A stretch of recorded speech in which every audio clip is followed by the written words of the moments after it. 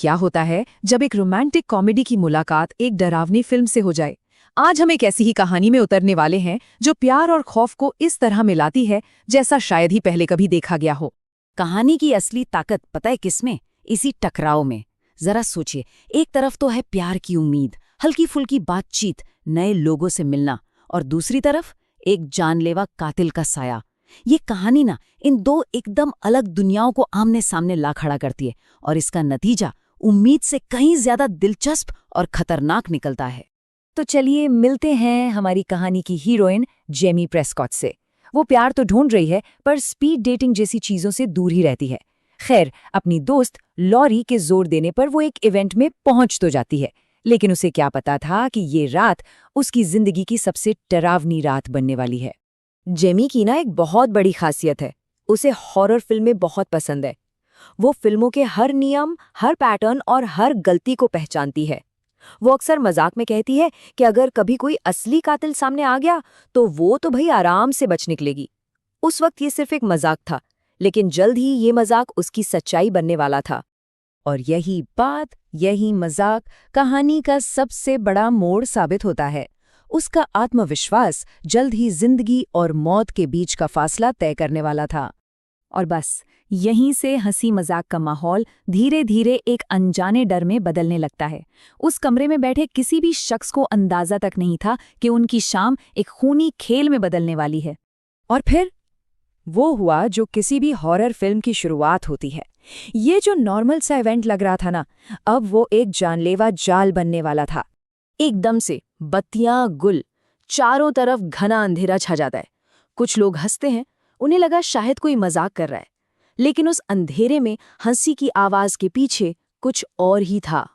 जैसे ही बत्तियां वापस आती हैं, हंसी की जगह चीखें गूंज उठती हैं। जेमी के ठीक सामने एक लाश, जो आदमी कुछ पल पहले उससे बात कर रहा था, उसकी बेरहमी से हत्या कर दी गई है। अंधेरे के बस कुछ पलों में ही किसी ने उसका गला काट दिया था। इसके बाद जो घबराहट फैलती है वो तेजी से डर में बदल जाती है जब उन्हें पता चलता है कि दरवाजे बाहर से बंद हैं। वो सब एक कातिल के साथ एक ही कमरे में फंस गए हैं, और वो कातिल वो उन्हीं में से कोई एक है। और यहीं पर जेमी बाकियों से अलग साबित होती है। जहां सब डर से कांप रहे हैं, वहीं जेमी का दिमाग किसी और ही स्पीड से चल रहा था। वो उन सभी हॉरर फिल्मों को याद कर रही थी जो उसने देखी हैं। उसका जो मजाक था अब उसकी जिंदगी बचाने का एकमात्र जरिया बन चुका था। जेमी जानती है कि फिल्मों में किरदार क्या गलतियां करते हैं, मतलब अकेले भागना, किसी बेवकूफ़ी भरी जगह पर छिपना, या फिर घबराकर गलत फैसले लेना। नहीं, वो ये गलतियां नहीं दोहराएगी। जिंदा रहने के लिए उसे दिमाग से काम लेना होगा। पर कहानी यहाँ और भी कॉम्प्लिकेटेड हो जाती है। एक और कत्ल होता है और मौत का साया हर पल मंडरा रहा है।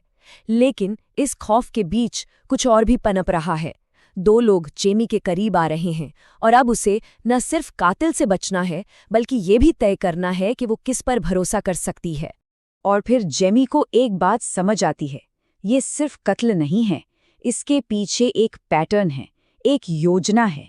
कातिल सिर्फ लोगों को मार नहीं रहा है, वो एक बहुत ही भयानक कहानी बना रहा है। फाइनल गर्ल ये हॉरर फिल्मों का एक बहुत ही जाना माना कॉन्सेप्ट है। ये वो आखिरी लड़की होती है जो जिंदा बचती है और आखिर में कातिल का सामना करती है। और जेमी को ये समझ आ जाता है कि कातिल ठीक यही कर रहा है, वो अपनी खुद की एक हॉरर फिल्म बना रहा है।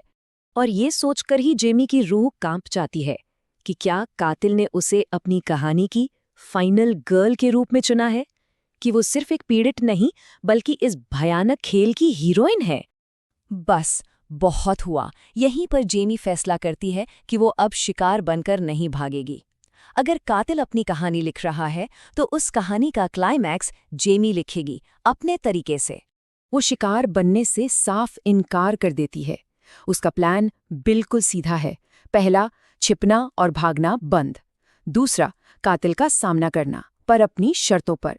और तीसरा, इस खेल के नियमों को ही पलट देना और खुद शिकारी बन जाना। उसकी ये एक लाइन उसके बदले हुए इरादे को साफ साफ दिखाती है। अब डर की जगह हिम्मत ने ले ली थी और वो अंतिम टकराव के लिए तैयार थी, लेकिन अपनी शर्तों पर।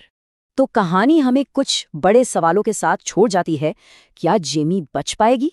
वो कातिल कौन है? और सबसे बड़ा सवाल, क्या मौत के साए में सच में प्यार मिल सकता है? ये कहानी हमें दिखाती है कि कभी-कभी अपना हैप्पी एंडिंग पाने के लिए आपको एक हॉरर फिल्म से बचकर निकलना पड़ता है।